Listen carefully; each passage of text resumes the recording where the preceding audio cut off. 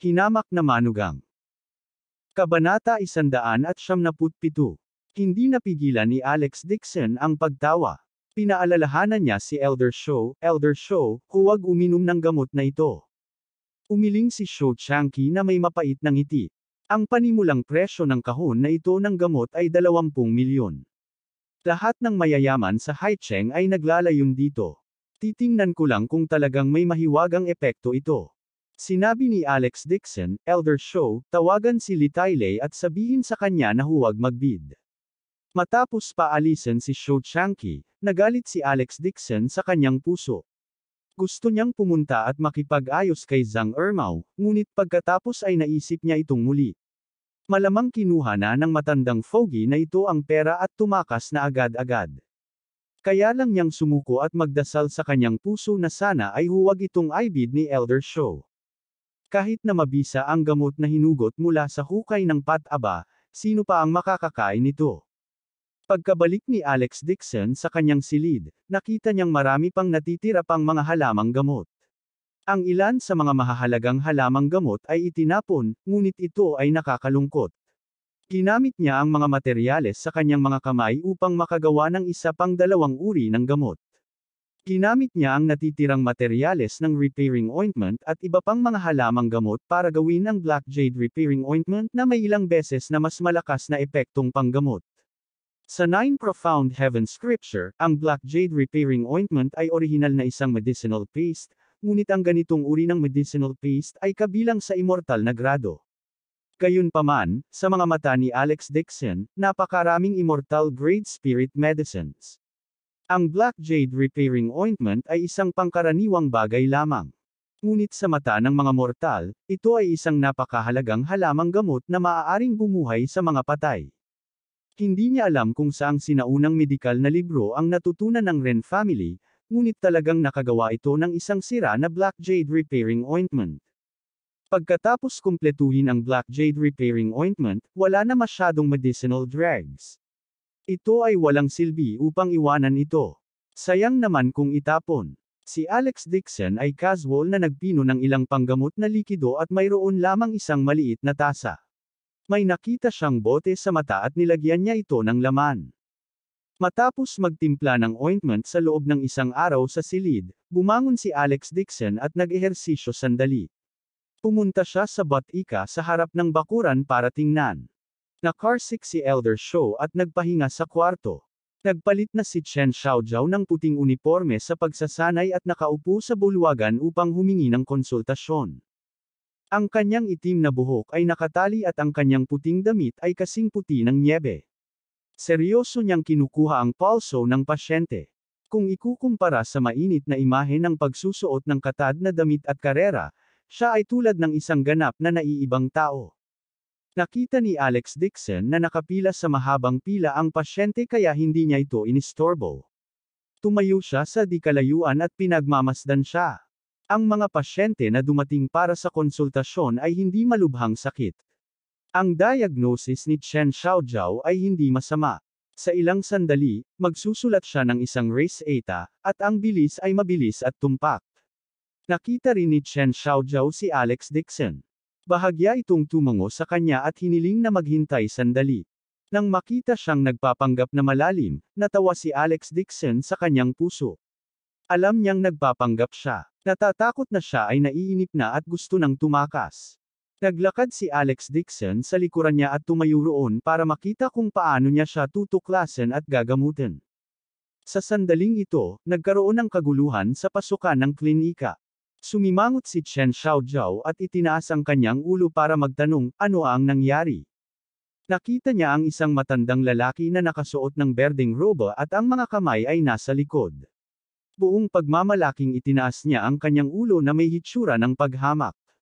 Pawis na pawis ang isang apprentice at walang magawa, Dr. Chen, gustong bumili ng matandang ito ng gamot sa paso, burn ointment, pero binigay namin sa kanya ang burn ointment sa aming tindahan ng gamot. Talagang sinabi niya na basura iyon. Basura. Agad na ipinakita ni Chen Xiaojiao ang kawalang kasiyahan sa kanyang mukha. Tumayo siya at sinabing, ang matandang master na ito, ang burn ointment ng tindahan ng gamot ng ating Shaw family, kahit ilang beses na sa buong Nangguang region, wala pa rin tayong mahahanap na mas hihigit pa rito.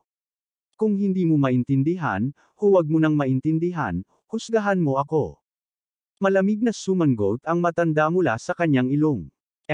Hindi mo maintindihan. Sa red burn ointment mo. Sa kabuuan, mayroong duzong, hongjing tian, shell ng pagong. At 23 pang halamang gamot. Masyadong komplikado ang mga halamang gamot na ginamit, ngunit ang mga epektong panggamot ay hindi sapat. Kahit na isang flower rock lang, may lakas ka pa rin ng loob na tawagin ang sarili mo ang pinakamagaling na burn ointment sa Nangguang. Sa isang hininga, sinabi niya talaga ang lahat ng 23 uri ng gamot, at maging ang dosis. Napabulalas nito ang mga tao sa paligid dahil sa paghanga. Medyo nagulat din si Alex Dixon. Nasabi ng matandang ito ang halaga ng formula sa pamamagitan lamang ng pag-amoy nito. Hindi ito simple. Bumaba ang mukha ni Chen Xiaojiao at nginisya niya, kaya ikaw ay isang dalubhasa. Matandang master, maaari bang tanungin kung saang bundok ka galing? Nandito ka ba para hamanin ako? Bata, hindi ka pa matanda, pero hindi bata ang tono mo. Tumawa ang matanda na may pagmamalaki at sinabing, dumaan lang ako. Hindi ako interesadong bumisita sa klinik ng matandang ito. Gusto ko lang pumasok at tumingin. Hindi ko akalain na pagkaraan ng maraming taon, ang medikal na kakayahan ng matandang lalaki na si Shou ay lumala. Si Shou Changqi ang numero 1 makajos na doktor sa Nangguang at iginagalang ng marami. Gayunpaman, patuloy niya itong tinatawag na matandang Shou, na hindi inilalagay si Shou Changqi sa kanyang mga mata. Nakita ni Chen Xiaojiao ang kanyang mayabang na tono at naging malamig ang kanyang mukha. Sabi niya, sino ka ba talaga? Kilala mo ba ang lolo ko? Little girl, you are not qualified to know my identity. Itinuro ng matanda ang gamot na nakadisplay sa glass counter at sarkastikong sinabi, ang mga gamot na ito ay basura. Mukhang mali ang napuntahan ko. Anong numero 1? Isang makajos na doktor sa Nangguang.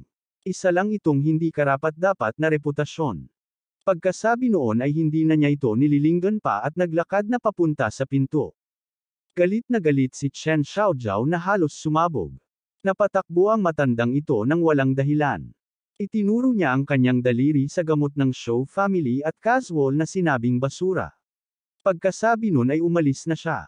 Sa tindahan ng gamot, mayroon pa ring isang dosina o higit pang mga pasyente. Kung ikakalat ang paggamit ngayon, nasaan ang prestihiyo ng tindahan ng gamot ng Shou family? Saway nito at agad na hinabol para pigilan ang matanda. Stop, stupid old man, sabi mo basura ang gamot ko.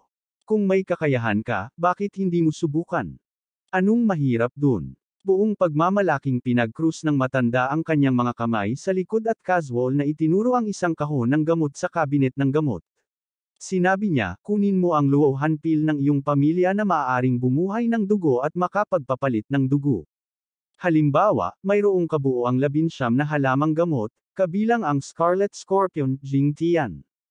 At iba pa. Pagkasabi nun, tinuro niya yung isa. Ang gust paste na ito ay may mga buto ng tigre, white art, night bright sand. At 21 medicinal herbs. Ito dapat ang gamot ng bayan ng Shou family. Dapat itong comfortable meridian rejuvenating peel. Dapat mayroong great azure leaf, lotus heart, at 36 pang uri ng gamot. Casual na itinuro ng matanda ang medicine cabinet. Sa bawat pagturo niya ng gamot, sa isang hininga niya sasabihin ang formula ng gamot. Pawis na pawis ang ulo ni Chen Xiaojiao nang marinig niya ito. Medyo namutla ang maganda niyang mukha. Dahil ang matandang ito ay talagang magaling. Sa kanila, medyo marami ang mga gamot, at sila pa nga ang mga lihim na recipe ng Shou family. Hindi alam ng mga tagalabas ang tungkol sa kanila. Parami ng parami ang mga tao sa paligid, at ang mga tao sa labas ng pinto ay nagsisiksikan din upang manood ng palabas. Nababalot ng malamig na pawis ang ulo ni Chen Xiaojiao, at agad niyang pinigilan, tumahimik ka, huwag ka nang magsalita. Kung papayagan siyang magpatuloy, hindi ba't may lalabas ang lihim na race eta ng klinika? Tumawa ng malakas ang matanda at buong pagmamalaki, ano ang mali? Aminin mo na mahina ang iyong kakayahan sa medisina. Aaminin mo na basura ang mga gamot na ito, o tanggalin mo ang gintong signboard ng numero 1 makajos na doktor sa Nangguang, para makaiwas, nagkakamali sa lahat. Mamatay, Sampain matanda, gusto mo. Galit na galit si Chen Xiaojiao na halos samuka siya ng dugo. Pinilit niyang pakalmehan ang sarili, pero sa totoo lang, nagpanik na siya. Noong nakaraan, may mga taong hindi kumbinsido sa number 1 godly doctor sa Nangguang. Pumunta sila upang hamanin ang isa't isa at makipagpaligsahan sa mga kasanayan sa medikal, ngunit lahat sila ay natalo ng isa-isa. Ngunit ngayon, hindi maarok ang kakayahan ng matandang ito sa medisina. Kung wala siyang gagawin, ang gintong signboard ng Show Families Clinic ay tuluyang madudurog. Ngunit hindi siya ang kapareha ng matandang ito. Nanlamig ang kanyang mga kamay at paa sa gulat habang nagmamadaling ibinoling ang kanyang ulo at sinabing, "May humahamon sa dojo. Bilisan mo at tawagin mo si Lolo." Sa sandaling ito, isang malinaw na boses ang dumaan sa karamihan. "I think, mali na gusto mong basagin ang signboard ng isang tao, pero totoo naman gusto mong tapakan ang Show family para makarating sa taas, di ba?" Itinaas ni Chen Xiaojiao ang kanyang ulo at pinalaki ang kanyang magagandang mata, Alex Dixon. Tumingin si Alex Dixon sa kanya at nakangiting naglakad pasulong. Ang sabi niya sa matanda, "Gusto mo ba ng burn ointment?" Malamig na tinignan siya ng matanda at pinag-uusapan. "Huwag ka nang magdadala ng ganyang kalokohang pamahid ng paso sa harap ko." Huminto sandali si Alex Dixon at nakangiting sinabi, "Ano sa tingin mo ang gamot na ito?" Habang nagsasalita siya, naglabas siya ng isang kulubot na bote ng potion sa mata mula sa kanyang bulsa. Lumungkot ang mukha ng matanda nang makita ito. Galit niyang saway, "Anong basura ang naglalakas loob na dalhin ito sa harapan ko?" Kabanata 178. Napakunot ang noo ni Chen Xiaojiao nang makita niya ito. Ang eye vial na ito ay luma at dilaw. Maputik ang laman ng eye vial at hindi masabi kung ano iyon. Ang mga nakapaligid na tao ay nag-inat ng kanilang mga leeg at tumawa ng mapanukso. Alex Dixon was calm and composed as he said with a laugh, "Basura ba ang gamot na ito? Subukan muna natin. How about it?" Umisi ang matanda at mayabang na sinabi, "Oo naman. Kung walang silbi ang gamot na ito, maaari mong ibaba ang signboard ng clinic at basagin ito sa harap ng lahat." "Oo naman." Walang pag-aalinlangan na sumang-ayon si Alex Dixon. Nabalisa si Chen Xiaojiao at hinayla siya pabalik. "Alex Dixon, bakit ka nahulog sa panloloko niya? This is goading. Can't you see?" Umiti si Alex Dixon at itinulak ang kamay niya. Mahinahon niyang sinabi, "Kapag dumating ang mga sundalo, haharangan nila. Pagdating ng tubig, babaha ang lupa. Kung hindi mo kinuha ang trump card ng klinika, hindi titigil ang matandang master na ito. Itong pangit na gamot. Trump card din." Tumawa ng malakas ang matanda at casual na tinuro ang isang pasyente. "Subukan mo." Sa likod ng kamay ng nasa katanghaliang gulang na lalaki, may peklat ng paso na kasing laki ng itlog. Matingkad na pula ang peklat at parang kakapaso lang. Nagmamadali siyang tumakbo sa klinik ng Show family para kunin ang gamot. Natigilan ang medyo may edad na lalaki at mabilis na umiling. "Ang gamot na ito ay kapareho ng ihi ng aso. Hindi ko ito susubukan. Natatakot akong makalason hanggang mamatay." Nagtawanan din ang mga tao sa paligid. Lumakad pasulong si Alex Dixon, kumuha ng bank card at inalog ito. "Kuya, may 1,000,000 ang card na ito. Kung handa kang tumulong sa pagsusuri ng gamot, kung hindi ko ito mapagaling, ang pera na ito ay pag-aari mo. Kung ito ay gumaling." Tinuro niya ang matanda. "Bibigyan ka niya ng 1,000,000, paano?" Galit na sinabi ng matanda, "Bakit ko siya bibigyan ng 1,000,000? Umiti si Alex Dixon, "Old master, if you are willing to bet, you must admit defeat. I have promised you na sisirain ko yung signboard mo. Hindi mo kayang matalo, di ba? Ikaw." Nagalit sa kanya ang matanda at hindi siya makababa ng stage. Maitim na mukha lang ang nasabi niya, "Kung gusto mong tumaya, tumaya ka. Pero nasabi ko na muna. Kung hindi mo agad magamot, sisirain mo agad ang signboard mo." Deal. Masayang tumango si Alex Dixon. "Alex Dixon, nababaliw ka na ba?" Namula ang mukha ni Chen Xiaojiao. Hinawakan niya ito at sinabing, kailangan mong mag-apply ng gamot kahit 3 araw para gamutin ang mga paso. Bakit ang dali mong pumayag? Ayos lang. Umiti si Alex Dixon at sinabing, anyway, 1 milyon lang ang nawawala sa akin. Hindi problema ang pera. Walang problema, may problema ako. Hindi man lang mabili ng 100 milyon ang gintong signboard ng pamilya ko. Sabik na sabik si Chen Xiaojiao kaya tinapak niya ang kanyang mga paa. Naiinis at nagalit siya kay Alex Dixon. Nagmamadali siyang tumawag ng mga tao para hanapin ang kanyang lolo. Nang marinig niyang maaari siyang kumita ng 1 milyon, agad na tuwang-tuwa ang medyo may edad na at nagmamadaling tumango. Susubukan ko agad. Sulit na mag-iwan ng peklat sa kamay mo sa halagang 1 milyon. Malamig na sumangot ang matanda, huwag kang mag-alala. Talagang hindi ko ito babayaran. Tumango si Alex Dixon at inilabas ang bote ng eye potion. Pinusil niya ang 7 o 8 patak mula sa likod ng kamay ng medyo may edad na.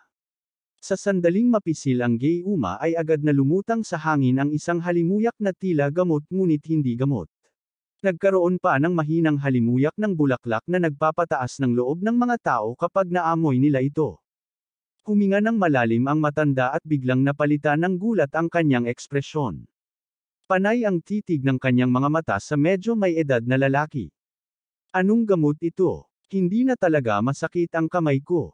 Nagulat din ang medyo may edad na lalaki. Ibinaba niya ang ulo para tingnan ang likod ng kamay niya. Bigla siyang sumigaw sa pagkaalarma, napakakati ng kamay ko. Ang likod ng kanyang kamay ay orihinal na namamaga at namamaga. Napaso ito hanggang sa nahati ang balat niya. Gayunpaman, isang peklat ang nabuo sa bilis na nakikita ng mata. Mabilis na gumaling ang balat at laman, at ito ay lubhang makati. Hindi nakayanan ng nasa katanghaliang gulang na lalaki ang Katie at hindi napigil ang abutin nito para kumamo. Gayunpaman, sa sandaling siya ay kumamo, ang matigas na peklat sa likod ng kanyang kamay ay nahulog na parang pandikit. Sa ilalim ng peklat, ang bagong lumaki na balat ay ganap na buo. Maliban sa mas magaan ang balat, talagang wala ni isang bakas na natitira. Tahimik ang paligid, at maraming gulat na tingin ang nakatutok sa likod ng kanyang kamay. Bahagyang nakabuka ang bibig ng matanda, at gulat na gulat ang ekspresyon nito. Hahanapin sana ni Chen Xiaojiao ang kanyang lolo, ngunit nang makita niya ang sitwasyon, natigilan siya sa kinatatayuan. Natigilan ng ilang segundo ang middle-aged na lalaki at biglang tuwang-tuwa na sumigaw, tapos na. Gumaling na ang kamay ko. Wala namang problema. Nagkibit balikat si Alex Dixon sa matanda, Old Master, ikinalulungkot kong hayaan mong gumastos dito. Bigyan mo ako ng pera, matanda. 1 milyon, ha ha ha. Tuwang-tuwa ang nasa katanghaliang gulang na namula ang mukha. Hinawakan niya ang matanda sa takot na tumakas ito. Nakabawi ang matanda sa kanyang pagkagulat. Nakakunot ang noo niyang inilabas ang isang card sa kanyang bulsa at inihagis sa harap ng medyo may edad na lalaki. Mayroong higit sa 1 milyon sa card. Kunin mo at mawala ka. Hindi na kailangang hanapin ito. Diyos na doktor, salamat, Diyos na doktor. Nagliwanag sa tuwa ang nasa katanghaliang gulang na lalaki at paulit-ulit na yumuko kay Alex Dixon. Pinatay niya ang 2 ibon gamit ang isang bato. Pinagaling niya ang sakit at kumita ng pera. Tinuring niya si Alex Dixon bilang Diyos ng fortune. Nagseselos ang mga tao sa paligid. Kung alam nilang mabisa ang gamot, sinunog na nila ang sarili at sinubukan ang gamot. Nabalik sa katinoan si Chen Xiaojiao at biglang itinapon ang sarili kay Alex Dixon. Tuwang-tuwang sigaw niya, Alex Dixon, magaling ka talaga. Walang choice si Alex Dixon kundi yakapin siya. Ang kanyang leeg ay mahigpit na hinawakan ni Chen Xiaojiao at hindi na siya nakahinga. Buti na lang at nandito ka. Tuwang-tuwa si Chen Xiaojiao na namula ang kanyang mukha. Sa excitement niya, hinalikan niya talaga ang mukha ni Alex Dixon sa harap ng lahat. Natigilan si Alex Dixon at hindi napigil ang uminit ang tenga. Isang magiliw na tawa ang pinakawalan ng karamihan. Noon lang napagtanto ni Chen Xiaojiao ang ginawa niya ngayon. Mabilis siyang dumausdas pababa mula sa katawan nito na may pulang mukha at namula ang magandang mukha nito. Inabot ni Alex Dixon ang bote ng gamot at ngumiti sa matanda, Old Master, Tingnan mo ang formula ng gamot ko. Kinuha ng matanda ang bote ng gamot at saglit itong inamoy. Kumunat ang noo niya at isinawso ito sa gamot para subukan. Nabulunan siya sandali at namula ang mukha niya. Umiling siya at sinabing, patawarin mo ako sa pagiging inutil ko. Hindi ko talaga alam kung anong gamot ang ginamit ni Sir. Hindi ako, Sir. Tumigil sandali si Alex Dixon, ngumiti at sinabing, ako ay isang apprentice mula sa klinika ng Show family. Saglit na natigilan si Chen Xiaojiao, pagkatapos ay mukhang nagpapasalamat siya. Ikaw, apprentice ka. Halos lumuwa ang eyeballs ng matanda. Maingat niyang tiningnan si Alex Dixon mula ulo hanggang paa. Biglang parang impas na lobo, umiling siya at bumuntong hininga. Hindi ko talaga inaasahan ito. Mukhang matanda na ako. Hindi ko inaasahan na mag-alaga si Elder Show ng isang napakahusay na disipulong tulad mo. Binabawi ko ang sinabi ko. Pagkatapos niyang magsalita, hinarap niya sina Alex Dixon at Chen Xiaojiao sa harap ng lahat at ikinulong ang kanyang mga kamay. Bumantong hininga siya at sinabing, matalino ang medical skills ni Elder Show. Ako ang bulag at hindi nakilala ang Mount Tai. Ngayon lang ako naging bastos. Talagang karapat-dapat si Elder Show na maging numero 1 makajos na doktor sa Nanguang. Nagmamalaki si Chen Xiaojiao at sinabing, matanda, ngayon alam mo kung gaano kalakas ang lolo ko, di ba?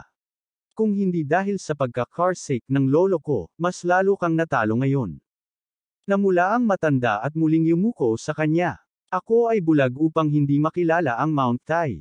Darating ako upang bisitahin si Elder Show balang araw at humingi ng tawad sa kanya. Pagkatapos niyang magsalita, tumingin siya kay Alex Dixon at ngumiti ng alanganin.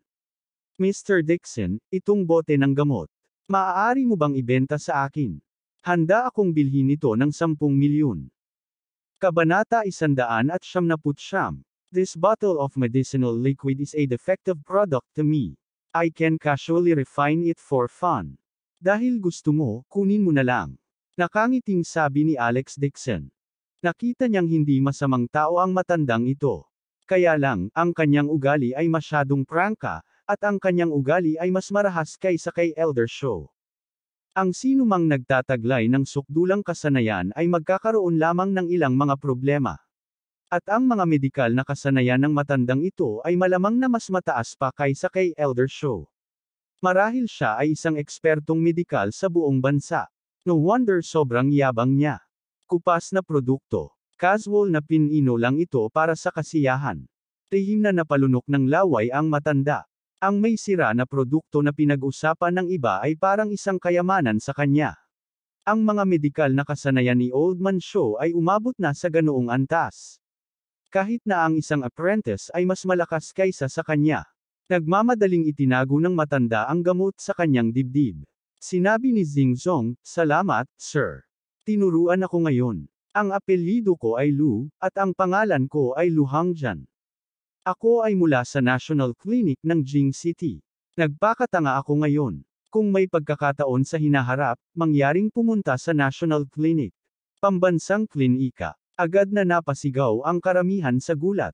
Nagbago ang ekspresyon ng mukha ni Chen Xiaojiao, at hindi niya mapigilan ang pagpapawisan ng malamig. Natutuwa siya na naruroon si Alex Dixon ngayon. Ang National Clinic ay ang mga medikal na bulwagan sa buong bansa, at ito ay kinikilala ng publiko bilang tuktok ng medikal na mundo. Ang pavilion ay binantayan ng 3 pambansang guro sa antas ng kayamanan, at sila ay kilala kapwa sa ibayong dagat at sa ibayong dagat. Ang mga pasyenteng natanggap nila ay pawang mga taong may mataas na katayuan, at kailangan nilang maghintay sa pila ng hindi bababa sa 3 buwan. Maging ang gobernador ng Estados Unidos ay personal na sumakay sa isang eroplano at pumunta upang magpagamot. Pagbalik niya sa kanyang bansa, pinuri niya ang mga mamamahayag. Ang manggagamot na gumamot sa gobernador ng Estados Unidos ay tila pinangalanang Lu. Ang mga tao ay namangha. Tanging si Alex Dixon lang ang walang pakialam. Alam niya na ang matandang ito ay may kakaibang pagkakakilanlan at tiyak na hindi isang ordinaryong TCM na doktor.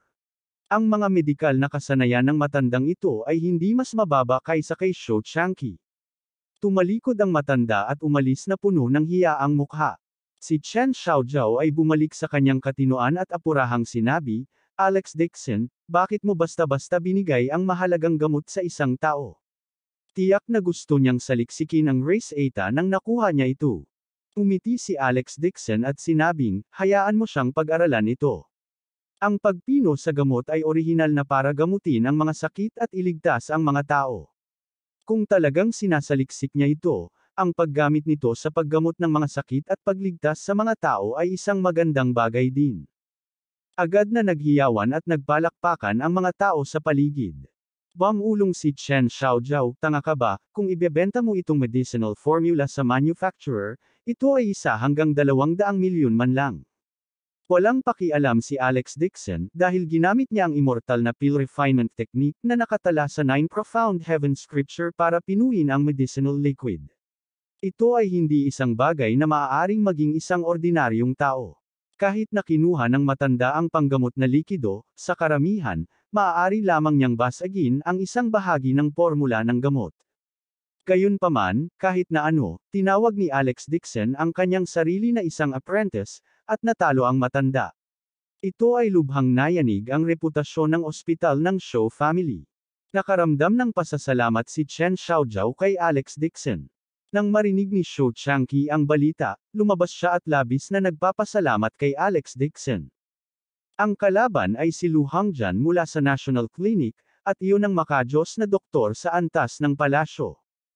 Bagamat siya ang #1 godly doctor in the Nanguang, ang medical book na karaniwan niyang binabasa ay personal na isinulat ni Lu Hongjian. Gayunpaman, masama at matigas ang ugali ni Lu Hongjian, at mahilig siyang magpagalit ng mga tao. Sa makatuwid, kahit na ang kanyang mga kasanayan sa medikal ay napakatalino, ang kanyang reputasyon ay hindi kasing ganda ng iba pang 2 medikal na lolo. Kung hindi dahil naruroon si Alex Dixon ngayon. Ang kanyang reputasyon bilang Shou Family's Clinic ay dinurog ni Lu Hongjian. Tuldok. Kinaumagahan, nagmaneho si Chen Xiaojiao at sinundo si Alex Dixon para lumahok sa TCM Exposition. Si Elder Shou ay may sakit kahapon at nagsuka sa buong sahig. Hindi pa siya gumagaling sa kanyang karamdaman at nagpapahinga sa bahay, kaya hindi siya nakapunta doon. Sinabi ni Chen Xiaojiao habang nagmamaneho, baka makikilala ko si Lu Hongjian ngayon. Sa tingin ko kasama mo, paano siya naging mayabang? Umiti si Alex Dixon at sinabing, ang ugali ng matandang master na ito ay katulad ng sa lolo mo. Matigas na bato ang lolo ko pero nakakapagalit siya kapag ibinuka niya ang bibig niya. Siya ang bato sa palikuran, mabaho at matigas. Umiti si Alex Dixon ngunit hindi sumagot. Buti na lang at hindi nakabunggo ang 2 matanda kahapon. Kung hindi, ang ganda sana ng eksena kung nag-aaway ang 2 matanda. Hindi siya interesado kay Lu Hongjian. Pangunahing gusto niyang makita kung mayroong anumang mga kayamanan sa expo. Maya-maya ay yumandar na ang sasakyan sa pintuan ng expo. May dagat ng mga tao sa labas. Karamihan sa mga taong dumalo upang lumahok ay mga tao mula sa medikal na mundo. Ang lahat ng mga pangunahing pabrika ng parmasyutiko sa bansa, pati na rin ang klinika, ay naglabas ng kanilang pinakamahusay na mga halamang gamot at ipinadala sila sa expo ipaglaban ang pagkakataong ipakita ang kanilang mga mukha. Kung maipapakita nila ang kanilang mga mukha, ang mga order ng mga pabrika ng pharmaceutical mula sa buong bansa ay lilipad na parang mga snowflake, at ang kanilang kayamanan ay tataas. Kinatawan ni Chen Xiaojiao ang klinika ng Shou family at kumuha din ng isang kahon ng Living Meridian pills para lumahok sa eksibisyon. Gusto lang ipakita ng klinika ng Shou family ang kanilang mukha, at ayaw nilang maging limelight. Ang mga gamot sa klinika ay gawa sa kamay ng mga apprentice, at hindi nila kailangang gamitin ang mga pabrika ng parmasyutiko. Kadalasan sila ay masyadong abala upang tumanggap ng mga order mula sa mga tagalabas. Ibinigay ni Alex Dixon ang black repairing ointment na ginawa mula sa natitirang mga halamang gamot upang mabuo ang mga numero. Ang pamahid na ito ay katulad ng repairing ointment ni Ren Hitang. Upang maiwasan ang anumang hindi pagkakaunawaan, binigyan ni Alex Dixon ang pamahid ng isang pangalan, Black Jade Ointment. Papasok na sana siya sa entrance ng expo, biglang hinayla ni Chen Xiaojiao si Alex Dixon at naiinis na sinabi, bakit siya lumabas ulit? Tumingin si Alex Dixon sa direksyon na itinuro niya at nagulat na nakita niya si Renfeng na pababa mula sa isang Maserati sports car. Nakasuot siya ng branded suit at napakatingkad. Sa likod niya ay 4 o 5 katulong. Malungkot na sinabi ni Chen Xiaojiao, ang race 8 ng kanyang pamilya ay halos nakawin ni Mark Lewis, ngunit si Renfeng ay talagang magaling. Ang pamilyang Ren ay masyadong nagpapasaya rito. Bahagyang nanlamig ang mga mata ni Alex Dixon. Tila si Renfeng ay hindi nakatanggap ng anumang parusa. Ang chismis na nagdedote kay Ren family sa kanilang anak. Oo naman, hindi ito kasinungalingan. Hindi katakataka na sa asyenda kahapon, kahit na si Renan ay walang katulad na galit, hindi siya maglalakas loob na parusahan si Renfeng ng matindi. Umakyat si Renfeng sa hagdan. Nang makita niya si Alex Dixon, isang mabangis na liwanag ang agad na bumungad sa kanyang mga mata. Mahigit 100 beses na siyang sinampal ni Alex Dixon kahapon, at pinagalitan pa siya ng kuya niya. Ang kanyang puot ay tumagos ng malalim sa kanyang bone marrow. Pag-uwi niya, pinagalitan siya ng kanyang ama hanggang sa lumuwa siya ng dugo. Kung hindi lang humihingi ng awa ang nanay niya, sinaktan na siya ng tatay niya. Mula pa noong bata pa siya, hindi pa siya nakaranas ng ganitong uri ng sama ng loob. Nais niyang tadtarin si Alex Dixon sa tinadtad na karne at ipakin sa aso. Lumakad si Renfeng na may madilim na mukha. Mabangis siyang tumingin kay Alex Dixon at malamig na ngumuso. Tatandaan ko ang nangyari kahapon. Kapag natutulog ka sa gabi, dapat maging alerto ka. Kung hindi, kapag nawalan ka ng buhay isang araw, hindi mo na malalaman kung paano ka namatay. Malumanay na sabi ni Alex Dixon, hindi pa ba sapat sayo ang mga sampal? Ilan pa ba? Puno ng galit ang katawan ni Renfeng. Hindi niya namamalayan na umatras ng ilang hakbang. Natapakan niya ang bakanting hangin na kinakabahan at halos gamulong sa hagdan. Mabilis siyang ainal-alayan ng 2 katulong sa tabi niya. Pakawalan. Mabangis na iwinagayway ni Renfeng ang kanyang kamay. Labis ang galit niya sa kanyang puso. Kahapon, na-trauma siya. Kinamumuhian at kinatatakutan niya ito. Ang sama ng loob na ito. Kailangan niyang mag-higanti. Ngunit ngayon ay ang medicine exposition, kung saan natipon ang mga malalaking shot. Kinakatawan niya ang Ren family para lumahok sa exposition, kaya hindi komportable para sa kanya na labanan si Alex Dixon, kaya pansamantala lang niyang pinigilan ang kanyang puot. Sinulyapan ni Renfeng ang kahon ng gamot sa kamay ni Alex Dixon at mapanuksong sinabi, Alex Dixon, gagamitin mo ba itong kalokohang bagay para lumahok sa eksibisyon? Niloloko mo ba ako? Bakit lahat ng uri ng plaster ng balat ng aso maaari bang dalhin sa eksibisyon ngayon? Napakalakas ng boses niya. Napatingin din ang mga dumadaan sa kamay ni Alex Dixon. Ang kahon ng gamot sa kanyang kamay ay isang ordinaryong puting plastik na kahon ng gamot. May nakalagay din na hindi natapos na label, at malabo nitong sinabi, Tiger Bone Dropping Ointment. Kabanata 200. Ito ay isang walang laman na kahon ng gamot na natagpuan ni Alex Dixon kahapon. Ito ay orihinal na ginamit upang mag-imbak ng Tiger Bone Plaster. Tungkol naman sa ibang gamot na dala ng ibang exhibition units, para makatawag pansin, lahat sila ay binalot ng maganda. Maging si Chen Xiaojiao, na nasa tabi niya, ay naglagay din ng blood revival pill sa isang sandalwood box. Inakala ng lahat na si Alex Dixon ay nagdala ng isang kahon ng Tiger Bone Ointment na 10 yuan bawat kahon sa merkado upang lumahok sa eksibisyon. Bawat isa sa kanila ay may kakaibang tingin sa kanilang mga mata at isang mapanuksong ekspresyon. Hindi mapakali si Alex Dixon dito. Gayunpaman, hindi nakatiis si Chen Xiaojiao at malutong na sinabi, ang gamot ni Kuya Alex ay tiyak na mas mahusay kaysa sa iyo. Nakita niya sa sarili niyang mga mata ang mahimalang epekto ng gamot na ginawa ni Alex Dixon kahapon. Natigilan si Renfeng at agad na nagpakawala ng malakas na tawa. PayPal ng balat ng aso, nahihiya ako sa pagtingin pa lang. Lakas din ng loob mong dalhin sa exhibit. Pero tama rin naman. Paanong ang isang manloloko na tulad mo ay may maaalis na?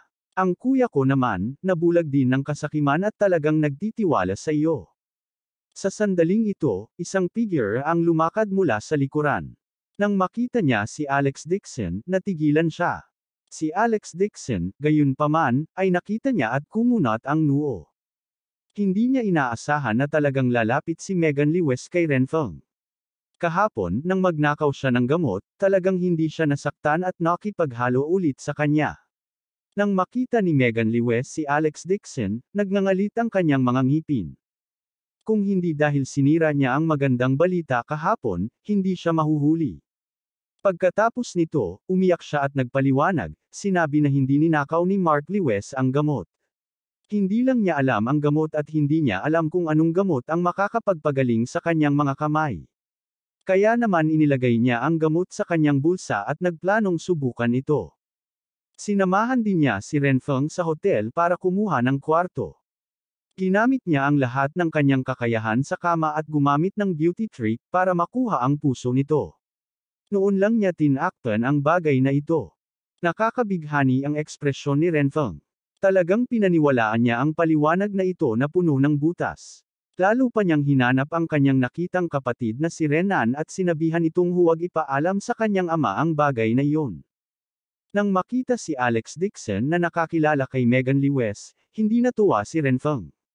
Direkta niya itong hinayla sa kanyang mga braso at sumigaw ng may pananakot. I'm warning you, if you dare to touch Megan again, mag-ingat ka na huhukayin ko yung eyeballs mo at ipakain sa mga aso. Malamig na sabi ni Alex Dixon, may espesyal na panlasa si Young Master Ren, ngunit hindi ako interesado sa booze. Kuya Feng, pinagalitan niya ako. Agad na nagkunwaring nakakaawa si Megan Lewis. King ina, galit na galit si Renfeng kaya napalunok siya at sinabing may malamig ng ngiti, Alex Dixon, buti na lang nagdala ka ng plaster ng balat ng aso para sa eksibisyon. Hayaan mong makita ng kuya ko ang tunay mong mukha. Natatakot ako na makita mo, drawing kapag nakita mo ang ipinakita ng aking Ren family. Pagkasabi nun ay winagiwi niya ang kamay niya. Mabilis na yumuko ang assistant sa likod niya at binuksan ang isang silver box. Buong pagmamalaking itinuro ni Renfeng ang kahon at sinabing, ang bote ng Jade Dew na ito ay isang health supplement na binuo ni Ren Hitang ngayong taon. Ito ay ginawa mula sa 50 taong gulang na ginseng, lingzis, at snow lotus. Higit sa 10 uri ng mahalagang mga halamang gamot. Ang isang bote ay 100,000 yuan, at hindi matugunan ng supply ng pangangailangan. At saka, ang Heavenly King Heart Replenishing Pill na iyon, ang tubig lang na ginamit ay walang ugat na tubig ng nyebe, pabayaan ang mahalagang gamot. Ang isang bote ay hindi bababa sa 500,000 yuan. Ang mga tao sa paligid ay nag-click sa kanilang mga dila. Ang Ren Hitang na ito ay talagang mayaman. Paano kaya ang mga ordinaryong tao na makabili ng ganoon kamahal na gamot? Tinapos ni Renfeng ang kanyang pagpapakilala na para bang nagpakita siya at nanunuya. Alex Dixon, ang TCM Exposition ay hindi isang panloloko sa lugar na maaari mong puntahan. Kung magdadala ka ng ganitong uri ng plaster ng balat ng aso sa eksibisyon, maaari kang maghukay ng butas at ipasok ang iyong sarili. Kung alam mo ang iyong sariling mga limitasyon, pwede ka na lang bumalik sa Jinling ngayon. Matamis na sinabi ni Megan Lewis, kapatid na Feng, wala ba tayong natatagong kayamanan? Ilabas mo ito at hayaang palawakin ni Alex Dixon ang kanyang pananaw. Nakita ni Renfeng na siksikan ang mga tao at gustong magpakitang gilas, kaya malakas niyang sinabi, pagkatapos ay ilabas mo ito at tingnan ang bumpkin na ito. Naglakad ang isang katulong at binuksan ang isang itim na malita. Maingat na inilabas ni Renfeng ang isang puting jade jar mula sa malita at buong pagmamalaking sinabi, hulaan mo kung ano ang nasa loob. Nang hindi na hinintay na tumili ang mga tao, hindi na siya makapaghintay na magpakitang gilas. Binuksan niya ang takip at sinabing, ito ang pinakabagong top-grade spirit medicine na binuo ng Ren family, Rejuvenation Ointment. Isang kakaibang amoy na panggamot ang agad na naalis. Ang ilang mga tao ay hindi maiwasang magtakpa ng kanilang ilong. Anong gamot ito? Bakit medyo mabaho? Mabilis ding nagtago si Chen Xiaojiao sa malayo at pinisil ang kanyang ilong. Tiningnan ni Alex Dixon ang ointment at natigilan. Hindi ba ito ang ointment na itinapon niya? Hindi niya inaasahan na kukunin ito ni Renfeng at papalitan pa ang pangalan. Pinalitan niya ang pangalan niya ng Rejuvenation Ointment. Maging isang espiritual na damo na binuo ng Ren family. Kalahati na lang ng box ng ointment na inihagis niya ang natira. Sa isang pagsabog ng malakas na amoy na panggamot, nagkaroon ng mahinang amoy. Nagtago ang mga tao sa malayo. Nang makitang hindi naniwala sa kanya ang lahat, mabilis na sinabi ni Renfeng para patunayan ito, medyo kakaiba ang lasa ng gamot na ito, pero first rate ang medicinal effect. Maaari ko na itong subukan ngayon. Pagkasabi nun ay tinawag niya ang isang katulong na may pagtatampo. Dinala ng katulong ang isang mabalahibong aso. Kumuha si Renfeng ng ladrilyo at binasag ito papunta sa kanang paa ng maliit na aso. Napasigaw ang aso sa sakit. Ang kanang paa nito ay nabali ng ladrilyo, at hindi ito makatayo. Napasigaw ito sa sakit at nanginginig na ang buntot sa pagitan ng mga hita. Naghiyawan din ang mga tao sa takot. Lahat, huminahon. Ikinaway ni Renfeng ang kanyang kamay, pumitas ng kaunti, at inilagay ito sa putol na binti ng aso. Tumigil sa pagtahol ang aso. Hinawakan ni Renfeng ang binti na natatakpan ng ointment at pinindot ito ng 1 minuto bago bumitaw. Inihagis ng katulong ang tuta sa lupa at bumalik ang tuta sa orihinal nitong estado. Buhay pa ito at sumisipa, at ang kanang paa nito ay hindi makita. Ikinawag-kawag nito ang buntot at tumakbo. Sa pagkakataong ito, nagulat ang mga tao, at napasigaw silang lahat sa gulat. Natuwa si Renfeng sa kanyang sarili. Itinaas niya ang kanyang boses at sinabing, paano ito? Ito ang ointment na binuo ko ng personal. Kasalukuyang nasa proseso ng pananaliksik at pag-unlad. Hindi na kailangang maglagay ng plaster cast sa isang bali. Hindi banggitin ang isang sirang braso at binti, kahit na bali ang litid sa binti ay mabali, lalo na ang putol na braso at binti. Hanggat ang ointment ay inilalagay sa labas at ipinapahid sa loob, lahat ay magiging maayos sa loob ng 1 araw. Ang bali ay hindi kailangang pumunta sa ospital ngunit kailangan malaman ng pamahid. Nagkagulo ang mga tao. Marami ring mga doktor na labis na nasa sabik. Kung ang gayong pamahid ay lilito sa mundo, ito ay magiging isang mahusay na pagpapabuti sa kasaysayan ng medisina. Hindi napigilan ng kanilang doktor ang kanilang pananabik at sunod-sunod na pinuri. Young Master Ren, hindi ko inaasahan na bubuo ka talaga ng ganitong uri ng spirit medicine. Ito ay lubos na nakikinabang sa sangkatauhan. Talagang karapat-dapat si Ren Hitang na maging isang malaking kumpanya sa bansa. Ang pamahid ay ginagamit upang gamutin ang mga bali. Ang gayong gamot sa espiritu ay maaaring maitala sa mga talaan ng kasaysayan. Mukhang sa hinaharap, ang pagbuo ng TCM ay nakasalalay sa pangkat ng pananaliksik na pinamumunuan ni Young Master Ren. Ang mga tao ay namangha at pinuri si Renfeng. Mayroong kahit 2 pharmaceutical merchant na nagmamadaling nag-abot ng mga business card kay Renfeng, na nagsusumikap na unang mag-order. Si Renfeng ay may mapagmataas na hitsura sa kanyang mukha habang tinatanggap niya ang mga papuri mula sa karamihan. Medyo proud siya sa sarili niya. Kahit na gumastos siya ng malaking halaga para mabili nitong kaong gamot kagabi, ito ay na-auction kasama ang medicinal paste. Mayroon ding marumi at mabahong reseta. Hanggat lubos na nauunawaan ng pangkat ng pananaliksik ni Ren Hetang ang mga katangiang panggamot, magagawa nila itong mas produce. Lin, kamusta ang gamot ko? Pinukaw ni Renfeng si Alex Dixon. Basura, umiling si Alex Dixon. Gusto niyang iligtas ang aso, ngunit nakatakbo na ang aso sa malayo. Tumalikod siya at naglakad papunta sa exhibition hall. Ang kanyang gamot ay hindi natapos, ngunit ito ay may mga epekto. Gayunpaman, dahil masaya si Renfeng, hahayaan niya itong kunin. Ang gamot na ito ay ibinabad sa mga imburnal noon. Amoy na amoy niya ngayon ang dumi. Kung nagustuhan ito ni Renfeng, hahayaan niya itong kumain ng sapat. Abangan ang susunod na kabanata.